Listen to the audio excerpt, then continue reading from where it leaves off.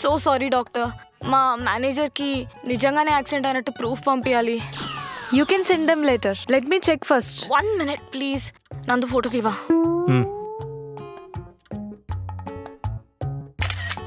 తీసావా? చూపి. Phone ఇటువు. Hello,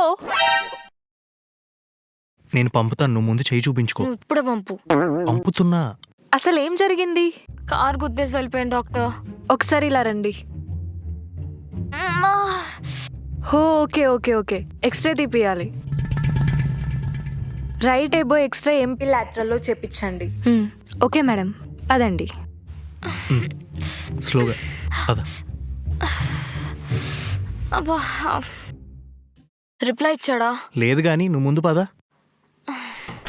sir మీరు బిల్ పే చేయండి. ఓకే, మీరు పదండి నువ్వు మ్యామ్.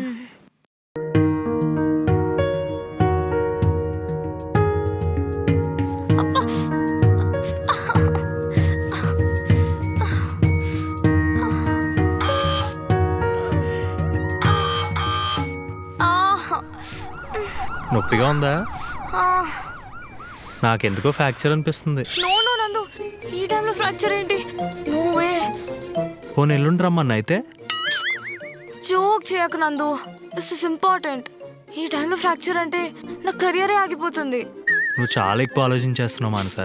నీకు అర్థం కాదులే నందు. కశ్యపా? కాదు. ఇంకా రిప్లై ఇవ్వలేదేంటి? సిచ్యువేషన్ చూసాడు కదా, అర్థం చేసుకుంటాడేమో. ఎవరు? కశ్యపా? జాగ్రత్త. You know what happened once? Ashok, I need leave for 5 days.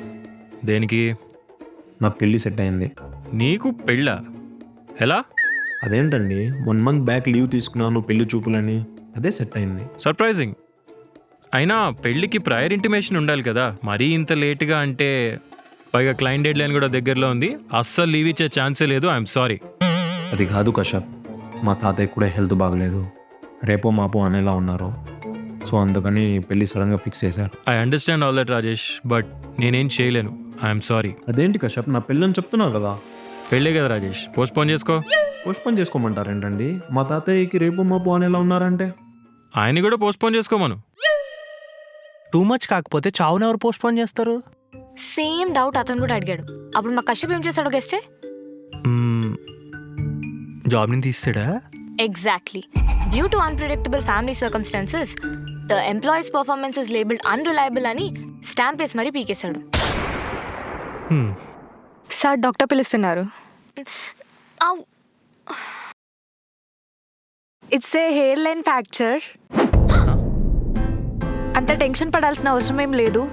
ఒక 1 month ప్రాపర్ రెస్ట్ తీసుకుంటే చాలు. వర్క్ అయితే చేయొచ్చు కదా డాక్టర్. ఒక 1 week చెయ్యి కదపకుంటే బెస్ట్, ఎందుకంటే హ్యాండ్కి రెస్ట్ కావాలి కదా. ప్రూఫ్. డాక్టర్ గారు, చిన్న హెల్ప్.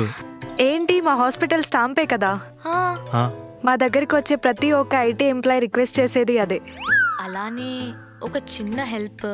ఏంటి, ఇక్కడ ఒక 1 day హాస్పిటల్లో అడ్మిట్ అయినట్టు బిల్లే కదా.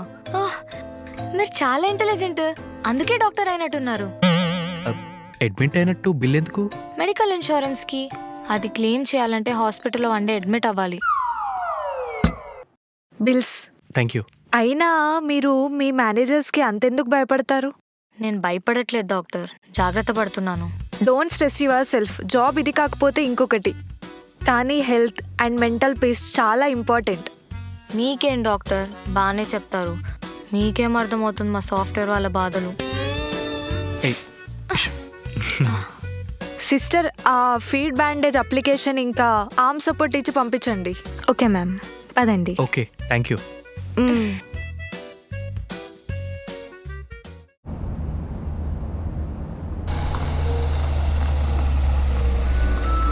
పదండి, వచ్చేసింది.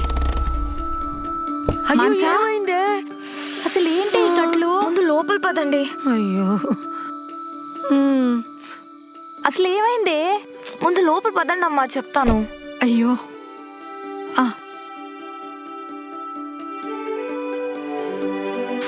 అలా ఎలా పడ్డావే? అంత పెద్ద కట్టు కట్టారంటే? హెయిర్ లైన్ ఫ్రాక్చర్ అంట. ఫ్రాక్చరా? ఫ్రాక్చర్ కాదండి, హెయిర్ లైన్ ఫ్రాక్చర్. చిన్నదే, పర్లేదు.